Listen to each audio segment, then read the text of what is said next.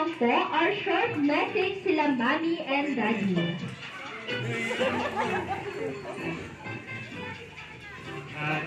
Birthday.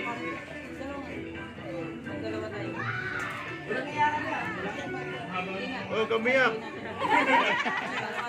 Ay na, ako birthday. Sana lumaki kang mabuting tao. Sunod ka lang kay daddy at kay mami. Tapos maging mag-alala ka sa lahat. Ha? Love you.